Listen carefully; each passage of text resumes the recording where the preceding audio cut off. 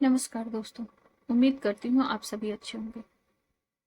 कहानी अच्छी लगे तो वीडियो को लाइक, शेयर और चैनल पे नए हैं तो सब्सक्राइब करना ना भूलें। तो आज की कहानी कुंवारा किराएदार। कुंवारे आदमी को नौकरी के बाद सबसे ज्यादा डर अपने मकान मालिक से लगता है। सब जानते हैं और मानते हैं कि कुंवारा आदमी और मरखना बैल या पागल कुत्ता आपस में पर्यायवाची शब्द हैं। मुझ गरीब का स्थानांतरण अज्ञात स्तर पर केवल इसलिए कर दिया गया क्योंकि मैं कुंवारा था और मेरी जगह पर एक शादीशुदा जोड़े का दाम्पत्य जीवन सुखी किया गया। मुझे अच्छी तरह पता है वे सज्जन अपने दाम्पत्य जीवन से कितने सुखी हैं, मगर क्या करूं, मुझे खिसकना ही पड़ा। नए शहर में मकान ले लेना और आसमान से तारे तोड़कर लाना एक ही बात है। हमारे पूर्वज कितने समझदार थे कि उन्होंने ऐसे आड़े वक्त काम आने के लिए यह मुहावरा बना दिया ताकि कुंवारे आदमी को वक्त जरूरत काम आवे। मकान मालिक और किराएदार के संबंधों के बारे में अगर मैं लिखना शुरू करूं तो संभव है सैकड़ों पन्ने भर जाएं और फिर भी दास्तान अधूरी ही रह जाएगी।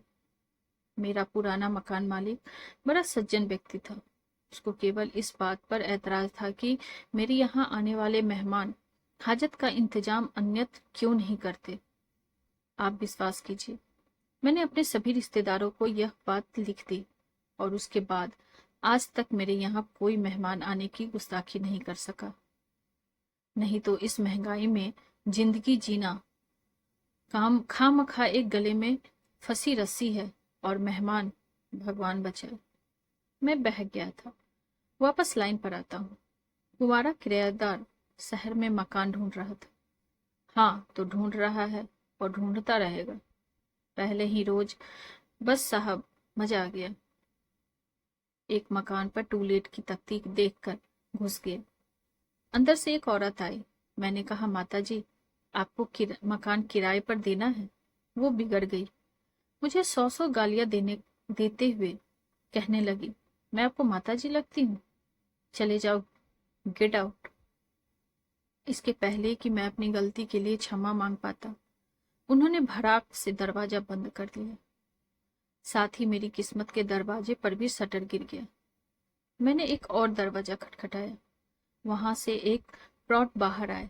मैंने कहा, आप जी, आप मकान दिखाइएगा। वो बोले, मकान देखने से पहले आप यह बताइए कि आप शादीशुदा हैं। मेरे मना करने पर उन्होंने मुझसे सहानुभूति दर्शाई और कहा, वैसे तो हम कुंवारों को मकान नहीं देते, लेकिन आप सज्जन लगते हैं। आपका केस जेन्युइन है। मुझे थोड़ी आशा बंधी, शायद यहाँ काम बन जाए। उन्होंने कमरा दिखाते हुए कहा, आप इधर चौक में नहीं घूमेंगे, उधर छत पर नहीं जाएंगे, खिड़की बंद। रात के 10 बजे तक आ जाइएगा या फिर बाहर सोइएगा। फिर उन्होंने पूछा, आप करते क्या हैं? जी, पढ़ाता और लिखता हूँ। क्या आप कवि हैं? मैं समझ गया। अब सामत आई। मैंने कहा, जी नहीं, केवल पत्रकारिता करता हूँ। वे थोड़े आश्वस्त हुए, मगर अभी उनके चेहरे पर शक की छाया थी।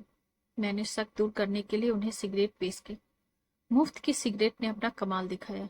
वो बोल उठे, आप लेखक हैं और कुमारे हैं, अतः आपको 6 माह का किराया अग्रिम देना होगा।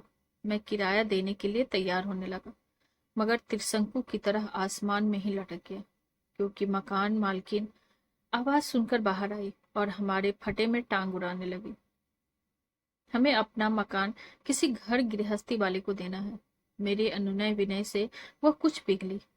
आपके पास ज्यादा सामान तो नहीं है? मेरे मना करने पर कहने लगी, पंखा, बिजली की प्रेस, टीवी तो होगा ही। मेरे फिर मना करने पर कहने लगी, तो फिर आपका हमारे लिए क्या उपयोग है? पहले वाले किराएदार के पास गाड़ी, फ्रीज, टीवी सब था। हमारी बेबी तो अक्सर उधर ही रहती थी। बड़े भले थे। अब मुझे शर्म आने लगी थी। मैं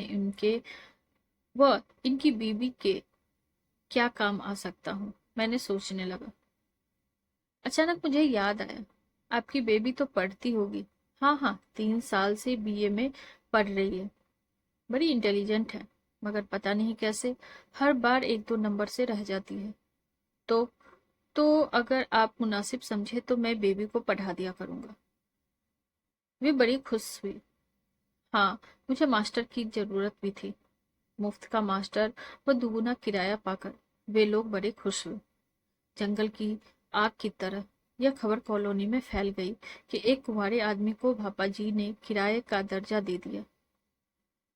किसी ने सच ही कहा है, सब सियार की मौत आती है तो वह गांव की ओर भागता है, और किसी कुंवारे की मौत आती है तो वह किसी महानगर की कॉलोनी में मकान लेता है। एक तो लेखक और दूसरे कुंवारा, यानी करेला और नीम चढ़ा। जिधर से भी मैं निकलता खटाखट खिड़कियां बंद हो जाती। आई होल से नैनवान मेरे ओर फेंके जाते। घर की बड़ी बूढ़ी अपनी बच्चियों को मेरी छाया से भी दूर रखने की सीख देती, जैसे मैं कोई छूत की बीमारी का मरीज हूँ। शाम को अगर बाहर निकल जाता तो लोग ऐसे देखते जैसे अजायब से कोई खतरनाक जंतु निकल कर सीधा उन्हीं के यहाँ आ गया हो। मोहल्ले के सोहदे और जवान लड़कियां धीरे धीरे मुझे देखकर व्यंग मुस्कान फेंकने लगी। शुरू में तो समझ नहीं पाया, मगर एक रोज ये शब्द कान में पड़े, पापा जी को मुफ्त का मास्टर और घर जमाई मिल गया लगता है। मेरी आंखें खुली तो ये बात है। लोग मुझे क्यों जंतु समझने लगे थे। मैं बेबी को पढ़ाते पढ़ाते क्या से क्या समझ लिया गया था। मुझे लगा अब ये मकान भी हाथ से जाने वाला है। दूसरे दिन सवेरे सवेरे मेरे कमरे में पड़ोस से एक देवी जी आई और कालिदास की रसभरी कविता समझाने का आग्रह करने लगी। मैं बचना चाहता था, लेकिन वे कालिदास के मार्फत पद्माकर व बिहारी पर से होती हुई गिरजा कुमार माथुर तक गई। अब मेरी सिट्टी पिट्टी गुम होने लगी थी, क्योंकि अगर इसी गति से प्रगति हुई तो सिर के बाल समाप्त होने में देर नहीं लगेगी। मैं सोच में पड़ गया। मैंने एक दिन अचानक यूं ही मकान मालिक के कमरे की तरफ का दरवाजा खोल ही दिया।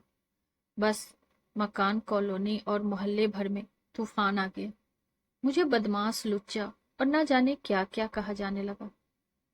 बड़ी मुश्किल से अपना 15 दिन का किराया खोकर दूसरी जगह मकान के चक्कर में चल दिया, सोचते हुए कि बड़े बे बड़े बेआबरू होकर तेरे कूचे से चल।